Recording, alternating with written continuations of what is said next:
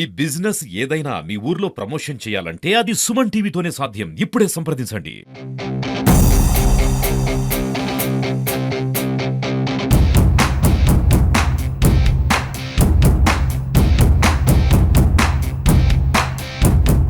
So ప్రస్తుతం మనతో పాటు మంత్రి నారాయణ ఉన్నారు. ఆయనతో మాట్లాడదాం. సార్ నమస్తే. మహానాడు ఎలా ఉంది? సక్సెస్ అయింది అనుకోవచ్చు? చాలా సక్సెస్ఫుల్ అండి. ఊహించిన దానికంటే ఎన్నో రెట్లు. ఎందుకంటే ఎంతో కార్యకర్తలు ఎంతో ఉద్దేశంగా మేము ఊహించిన దానికంటే ఎంతో ఎక్కువ మంది వచ్చారు యాక్చువల్గాను. వాళ్ళ ఆనందానికి హద్దులు. దానికి కారణం ఏంటంటే గత 5 సంవత్సరాల్లో వాళ్ళు చూసిన అరాచక పాలన, ఈ ఒక్క సంవత్సరంలో ప్రభుత్వం చేసిన అనేక సంస్కరణలు, సంక్షేమ పథకాలు, డెవలప్మెంట్స్. ఖజానా లేకపోయినా 10 లక్షల కోట్లు అప్పుతో ఉన్న ముఖ్యమంత్రి గారికి ఉన్న అపార అనుభవంతో యాక్చువల్గా ఆయన తీసుకొచ్చారు. అందువల్ల ఈరోజు కార్యకర్తలు ఎంతో జోష్ ఉంది, ఎంతో ఆనందంగా ఉన్నారు.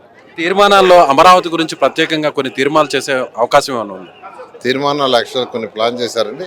అవన్నీ కూడా ఇవాళ రేపు చేయడం జరుగుతుంది. సో ప్రపంచ స్థాయి రాజధానిగా అమరావతిని నిర్మించబోతున్నారు. అందులో ప్రధాన బాధ్యతను మీరు పోషిస్తున్నారు. ఇప్పటికే అనేక ప్రాంతాలు తిరిగారు. సో ఎన్ని రోజుల్లో అమరావతి కంప్లీట్ అయినటువంటి అవకాశం ఉందంటారు? ఈ మహానాడు నుంచి మీరేం చెప్తారు? అమరావతి రాజధాని యాక్చువల్గా 3 yearsలో కంప్లీట్ చేయాలి ముఖ్యమంత్రి గారు ఆదేశించారు. ఆ విధంగా అడుగులు వేస్తూ ముందుకు పోతుంది. ఖచ్చితంగా 3 సంవత్సరాలు కంప్లీట్ చేస్తాం.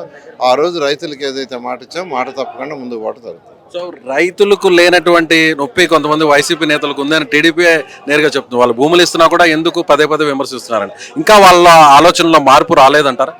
అంటే యాక్చువల్గా ముఖ్యమంత్రి గారు ఈరోజు ఆలోచించేది ఒక అడ్మినిస్ట్రేటివ్ సిటీస్ కాదండి. అక్కడ ఒక ఎకనామిక్ గ్రోత్ రావాలి, ఎంతోమందికి ఉద్యోగాలు రావాలి. హైదరాబాద్ ఏ విధంగా డెవలప్ అయిందో, ఆ బెంగళూరు ఏ విధంగా డెవలప్ అయిందో, బాంబే ఎలా డెవలప్ అయిందో, మన రాష్ట్రానికి ఒక రాజధాని డెవలప్ అయ్యి అక్కడి నుంచి ఆర్థికంగా ఈ రాష్ట్రం బాగా డెవలప్ కావడానికి అనేక సంస్కరణలు జరుగుతాయి.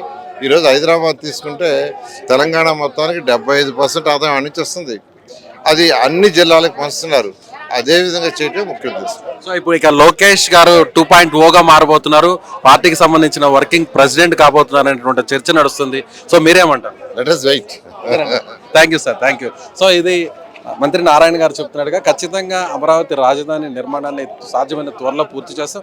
మహానాడుకు సంబంధించి కూడా ఇప్పటికే కార్యకర్తల్లో అందరిలో కూడా ఒక ఆవేశం ఉంది. 5 ఏళ్ల పాటు ఎక్కడ కూడా అనేక వేధింపులకు గురైనటువంటి నేపథ్యంలో ఒక్కసారిగా అధికారంలోకి వచ్చిన తర్వాత కార్యకర్తల్లో నూతన ఉత్సాహం కనిపిస్తుంది. పెద్ద సంఖ్యలో భారీ సంఖ్యలో మహానాడుకు చేరుకుంటారు. ఒక రకంగా మహానాడు పూర్తి స్థాయిలో సక్సెస్ అయిందని మంత్రి నారాయణ చెప్తున్నారు. కెమెరామెన్ మహేష్, విజయ్, సుమన్ టీవీ, కడప నుంచి.